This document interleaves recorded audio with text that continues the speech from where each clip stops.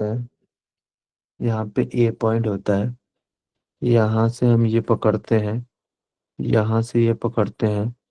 तो ये सेंटर से जब हम देखते हैं तो हमें दिखता है ये 90 डिग्री जहाँ पे मीट करा है, और हम देखते हैं कि ये 90 डिग्री है यहाँ से मीट करा है। इसको ए ले लो, इसको बी ले लो, इसको सी ले लो। तो हमें क्या पता चलता है, ये आर है तो ये आर है। ए सी, अगर ये आर है ये आर है तो ये line dot dot dot dot dot dot dot dot dot dot, ये कॉमन लाइन है। मान लो ये डी है। तो अगर आर और डी सेम है और पाइथागोरस है, तो ये value D square minus R square बनेगी। ये value D square minus R square बनेगी, क्योंकि 90 डिग्री के सामने का एंगल है। तो इससे हमें क्या पता चलता है कि ए सी की वैल्यू सी बी के बराबर होती है। इसको ही, ये दो triangle, triangle A O C is congruent ऐसे लिखते थे ना, ट्राइंगल सी ओ बी, ये कॉन्ग्रुएंट है। कॉन्ग्रुएंट, कॉन्ग्रुएंट का क्या मतलब होता है? एकदम सेम टू सेम।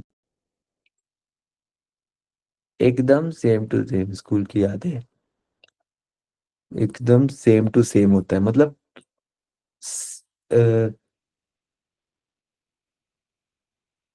इसको कैसे, कॉन्ग्रुएंट मतलब सेम होता है बस, और क्या। सेम जिसकी मेजरमेंट भी सेम हो, जिसकी मेजरमेंट भी सेम हो। सिमिलर तो दिखे ही, उसकी मेजरमेंट भी।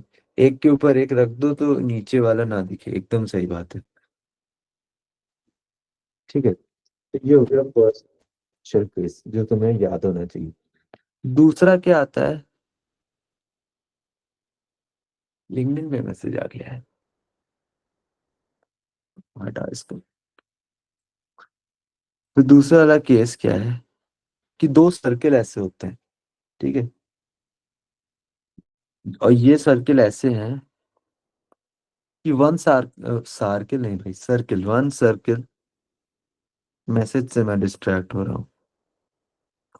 एक सर्किल दूसरे सर्किल के सेंटर से पास होता है। एक सर्किल दूसरे सर्किल के सेंटर से पास होता है।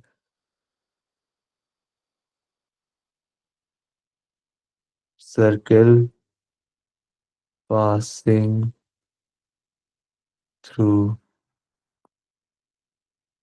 ईच अदर सेंटर, ठीक है। जब ये सर्किल ऐसे पास हो रहा है, तुमसे वो पूछेगा कि भाई मुझे क्या बताओ, इनके बीच में एरिया बताओ, कॉमन एरिया, मतलब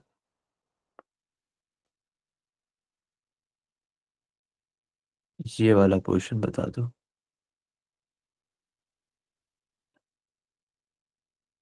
ठीक है। ये वाला पोर्शन बता दो। तो तुम कैसे बताओगे? इंटरनल जो कॉमन पोर्शन है, उसको कैसे बताया जाएगा? देखो फिर क्या होता है, तुम्हें पता है ये सेंटर है, ये सेंटर है, ये डिस्टेंस यहाँ से आर होगी, तो यहाँ से आर होगी क्योंकि सेंटर है। अगर ये आर है लेफ्ट, ये सेंटर, ये सर्किल ए है, सर्किल बी है, ये राइट है, ये इतना है, ये इधर है, तो ये भी कितना होगा, आर होगा। ये चीज समझ आती है?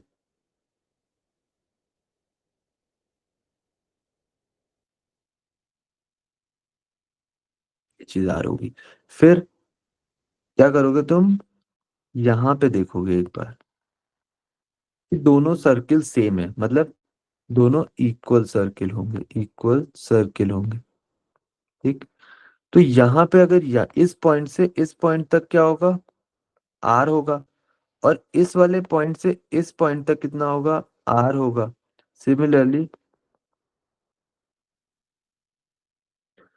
इस पॉइंट से इस पॉइंट तक आर होगा, इस पॉइंट से इस पॉइंट तक आर होगा। ठीक है, तो दो तुम्हें इक्विलेटरल ट्रायंगल दिख रहे हैं।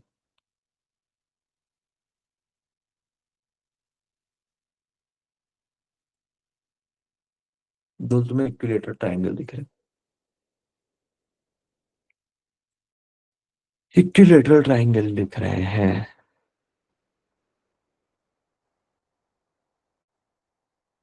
अब क्या करूं मैं? भाई रेडियस तो अलग अलग होगी ना दोनों की। यहां से इस वाली जगह से इस वाली जगह तक आर है, इस वाली जगह से इस वाली जगह तक भी आर है। तो अच्छा क्लैरिटी है ठीक ना है। इस फोटो। ठीक है। तो अब हम कैसे करें इसको आगे, कि दो तुम्हें इक्विलेटरल ट्रायंगल भी दिख गए। ठीक है, उसके बाद तुम्हें इक्विलेटरल ट्रायंगल के बाहर का भी पोर्शन इंक्लूड करना है। तो कैसे करते हैं, देखो दिखाता हूँ। ये एक सर्किल है, ये आर है, ये एक आर ले रखा है। ठीक है, तो ये पोर्शन कैसे आएगा, ये कितना होता है, 60 डिग्री होता है। तो एरिया ऑफ सर्किल कितना होता है, पाई आर स्क्वायर होता है। बट एरिया ऑफ सेक्टर कितना होता है, θ/360 इंटू पाई आर स्क्वायर होता है। ठीक है, तो इस सेक्टर, ये A B O sector A O B में ये थीटा है, तो 60 degree divided by 360 into pi R square. तो 1/6 हो जाएगा, क्योंकि देखो कंप्लीट कितना होता है, 360 होता है। 360 की वैल्यू पाई आर स्क्वायर है। तो इतने छोटे से, वो जो नहीं, पिज्जा पिज्जा का जैसे वो होता है, तो उसमें एक जो स्लाइस होता है वो 60 डिग्री ऐसे मान लो। तो 1/6 ऑफ पाई आर स्क्वायर होता है।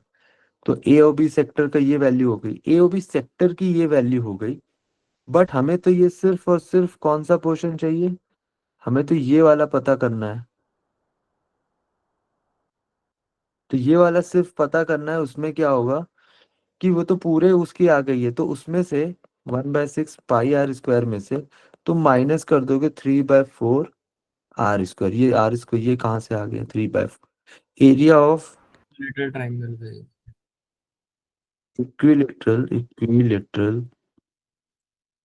ट्रायंगल का एरिया होता है √3/4 a²। तो तुमने करा क्या यहाँ पे, तुमने वो पूरा सेक्टर निकाला। पूरा सेक्टर मतलब, आज रंग भर ही दूंगा, आज नहीं रुक रहा मैं, ये ब्लैक इससे नहीं भरूंगा। ये लो, तो ये जो पोर्शन है ब्लू वाला, तुमने पहले वाले में क्या निकाला, ब्लू वाला एंड ग्रीन वाला। फिर तुमने क्या किया, ब्लू प्लस ग्रीन में माइनस कर लिया ब्लू वाला। तो तुम्हारे पास ग्रीन वाला आ गया, ग्रीन वाला आ गया। तो जब तुम्हारे पास ये ग्रीन वाला आ गया, तो यहाँ पे देखो, ये ग्रीन एक होगा, सॉरी ये ब्लू एक होगा। फिर ये एक ब्लू होगा सिमेट्री के हिसाब से, ये एक ब्लू होगा सिमेट्री के हिसाब से, ये एक ब्लू होगा सिमेट्री के हिसाब से। तो तुम्हारा टोटल आता है कि ये तो है ही, दो इक्विलेटरल ट्रायंगल तो है ही, प्लस 4 ये छोटे छोटे पीसेस हैं, छोटे छोटे पीसेस, राइट। तो छोटे छोटे पीसेस जो हैं चार हैं, इक्विलेटरल दो हैं। तो तुमने कहा टोटल एरिया कितना होगा, दो इक्विलेटरल प्लस चार छोटे छोटे। तो दो इक्विलेटर मतलब 2 × √3/4 r² प्लस चार छोटे छोटे मतलब ये वाला आएगा पोर्शन 1/6 पाई r² माइनस √3/। तुमने इसको करना चालू किया, 3/2r² प्लस 2/3 हो जाएगा वो πr² माइनस √3r²। तो तुम्हारे पास 2/3 πr² माइनस ये बड़ा है इससे, तो 3/2r²। तो तुम्हारे पास आया फाइनल में 2π/3 माइनस √3/2r²। तो ये तुम्हारा फॉर्मूला हो गया। बट क्या फॉर्मूला आना चाहिए? याद कर लोगे तो अच्छा है, नहीं कर पाओगे तो ये प्रोसेस समझ आया है कैसे किया है। तो ये एक स्पेशल केस है जो कि बहुत ज्यादा फ्रीक्वेंटली पूछ लिया जाता है। समझे? रंगीन कर दिया पूरा, समझ तो आ जाना चाहिए। आर्टिस्ट तो नहीं हूं मैं कहीं, गलत प्रोफेशन में तो नहीं हूं मैं अभी तक। पहले एमबीए को छोड़ने का सोच रहा हूँ कि टीचर बन जाए। ठीक है, समझ गए? 1 मिनट ऊपर तो करना, देख रही थी। हाँ, बस यहीं पे। नहीं नहीं। हाँ।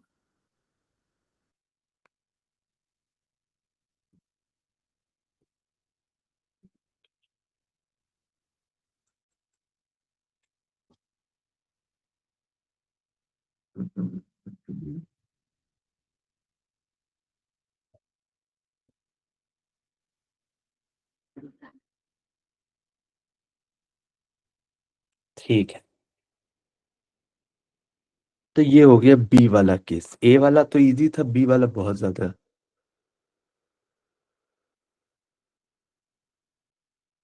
2x+4y क्या है? एरिया 2x+4y क्या है? 2x क्या है? 2 इक्विलेटरल +4 छोटे वाले साइड, छोटी छोटे पीसेस। 2 इक्विलेटरल प्लस 4 छोटे पीसेस। 4 छोटे पीसेस की वैल्यू ये है, तो हमने इसको यहाँ पुट कर दिया। इक्विलेटरल की वैल्यू ये होती है क्योंकि ये हमें पता है, तो हमने वहां पे पुट कर दिया।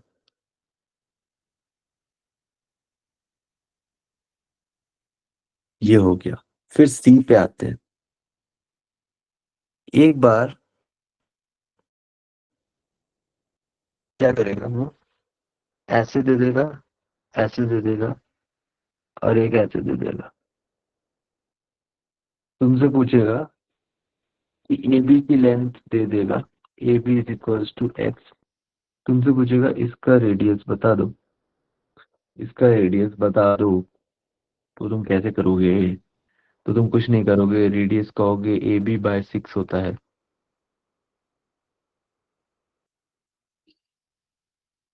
AB/6 होता है। कैसे आया? कैसे आया?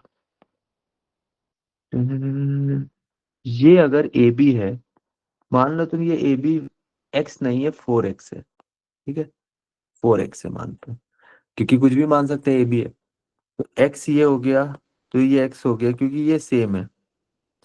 ये वाला जो सर्किल है और ये वाला सर्किल है, सिमेट्रिक है।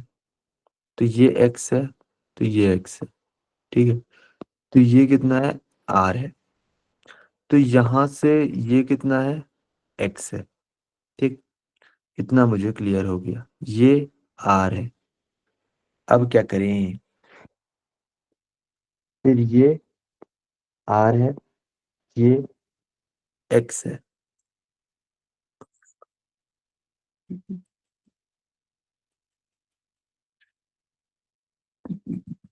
अब क्या करेंगे? किसी के पास कुछ है बोलने को? अब इसमें क्योंकि ये निकालना क्या? सिमेट, इसमें आर की वैल्यू निकालनी है। वैसे तो डायरेक्ट R = AB/6 आ जाएगा, बट मैं बता रहा हूँ कि कैसे वो होगा। तो ये डॉट डॉट डॉट करोगे तो वो सिमेट्रिक है, तो वो यहाँ पे एंड करेगा। ठीक है, तो ये RX ये है, तो यहाँ पे कुछ वैल्यू आएगी H, हाइट ऑफ द, थोड़ा बहुत डेंस हो जाएगा तुम्हारे लिए। तुम इतना समझ लो अभी के लिए। ट्रायंगल। तुम इतना बस समझ लो कि आर जब आएगा मेरे पास तो ए बी अपॉन 6 हो जाएगा। ठीक है, तो ये सी वाला हो गया। फिर एक डी है। डी में क्या है, और ये सब बहुत रिपीटेड क्वेश्चंस हैं तुम्हारे डिफरेंट डिफरेंट एग्जाम्स के, मतलब ये बार बार ही पूछे जा रहे हैं।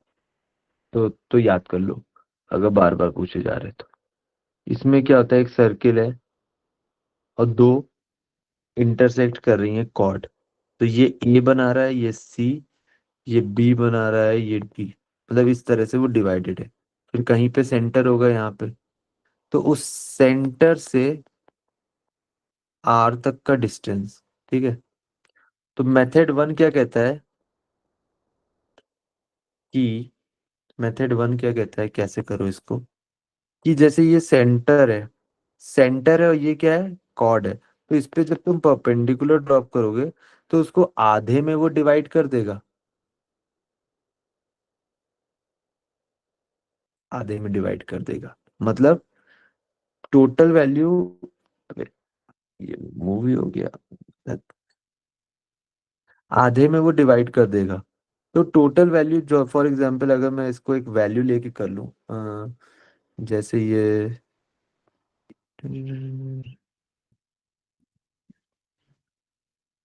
इसको मैं एक क्वेश्चन इसका है तुम्हारे उसमें, जब वो आएगा तब समझा दूंगा कि कैसे हुआ है। अभी लिख लो आर की value A square plus B square plus C square plus D square by 4 होती है। तो जब भी तुम्हें एक सर्किल गिवन हो A B C D chord का, जहाँ पे ए बी और सी डी क्या है, कॉर्ड है, ए बी और सी डी कॉर्ड है, और आर तुमसे पूछे कि आर की वैल्यू क्या है, तो वो इतनी होती है। क्लियर है?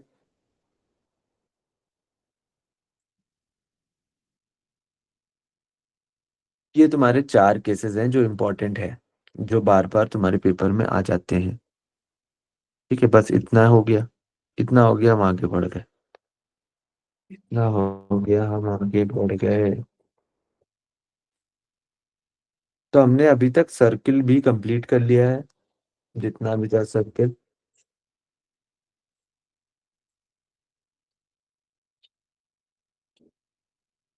रोम्बस देख लिया था, ट्रेपेजियम देख लिया था, ये सारी चीजें देख ली थी। ठीक है, अब हम क्या पढ़ें? अब हम आज पढ़ेंगे इक्विलेटरल ट्रायंगल और राइट एंगल ट्रायंगल। हर एक ट्रायंगल तुम्हारा जो पेपर में आने वाला है वो इक्विलेटरली ज्यादातर होगा। तो हम इक्विलेटरल आज थोड़ी थ्योरी कर लेते हैं पहले कंप्लीट। इक्विलेटरल ट्रायंगल क्या होता है? इक्विलेटरल ट्रायंगल क्या होता है? कुछ नहीं होता है यार, एक ऐसे करके होता है जो अगर ये साइड ए है, ये ए है, ये ए है, तो ये 60 डिग्री है, ये 60 डिग्री है, ये 60 डिग्री है। ठीक है,